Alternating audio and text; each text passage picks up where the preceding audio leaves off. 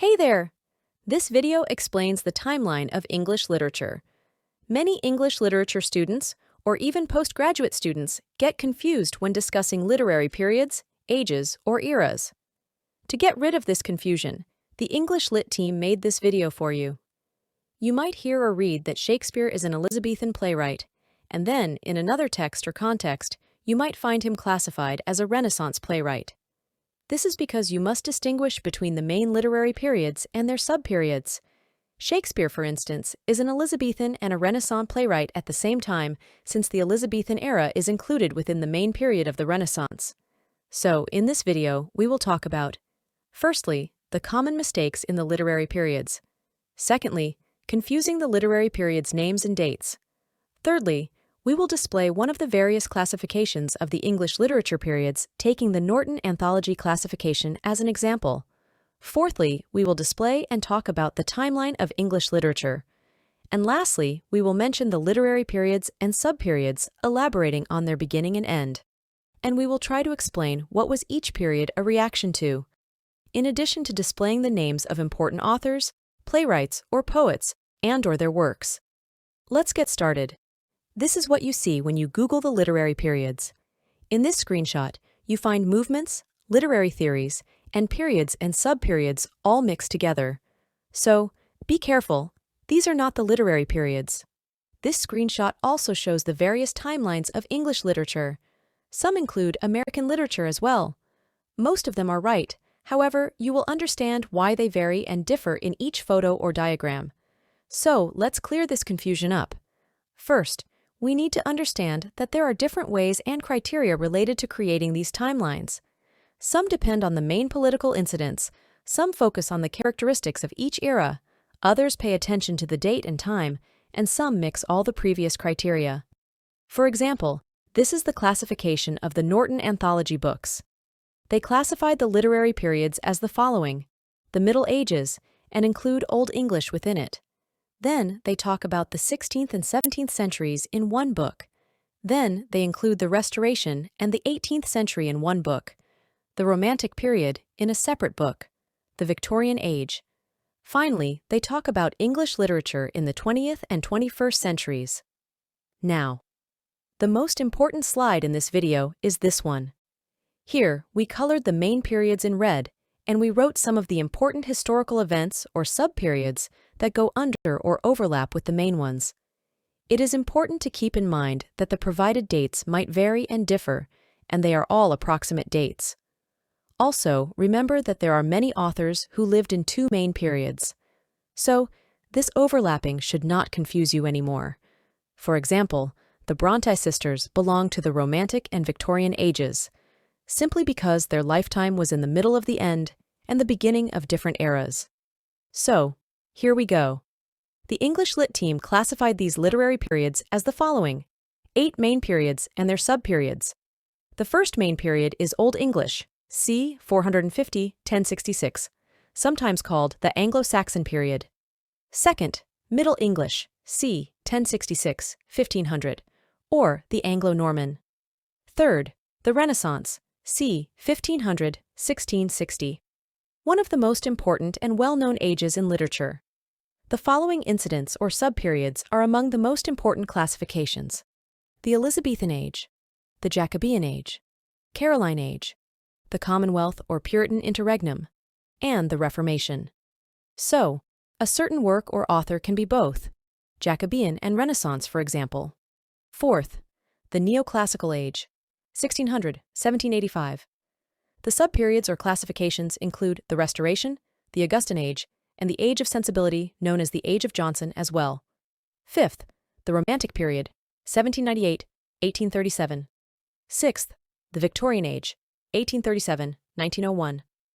Some divide it as early, mid, or late Victorian age as well.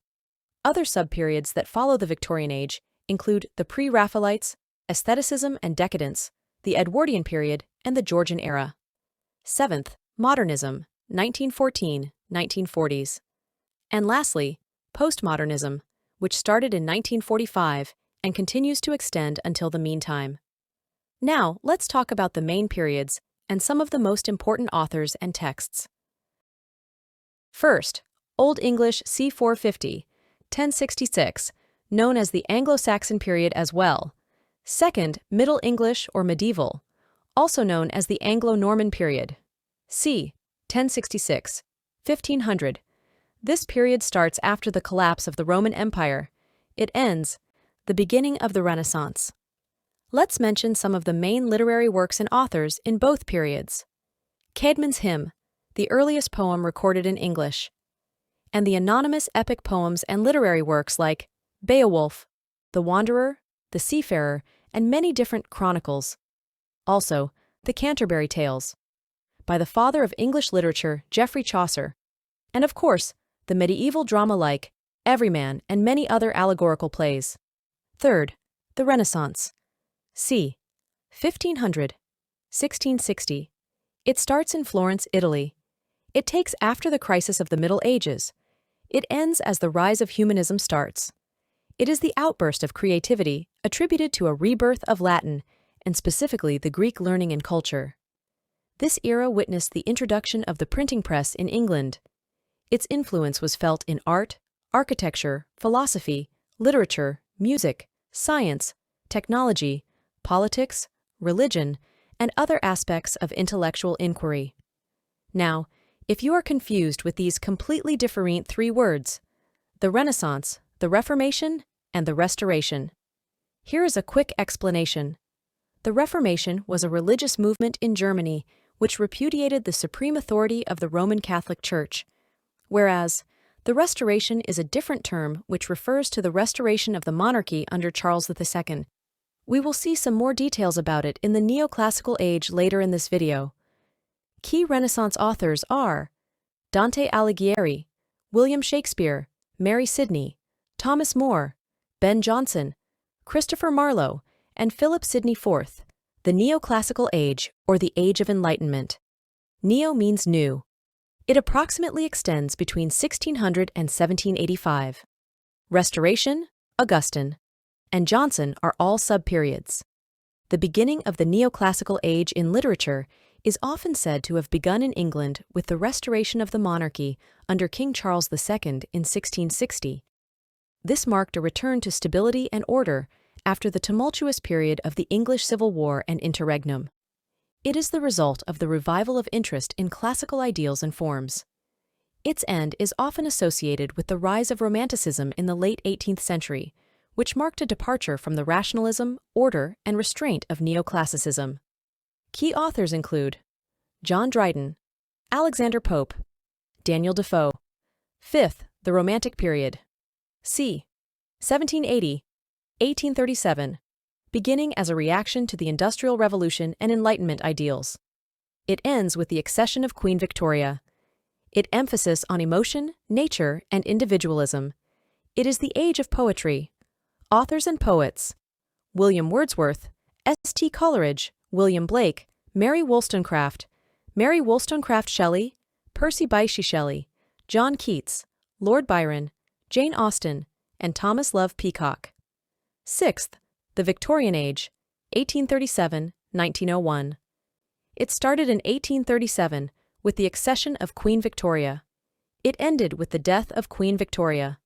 This era witnesses the rise of the novel as a literary genre. Some consider this period as a reaction to industrialization, urbanization, and social reform.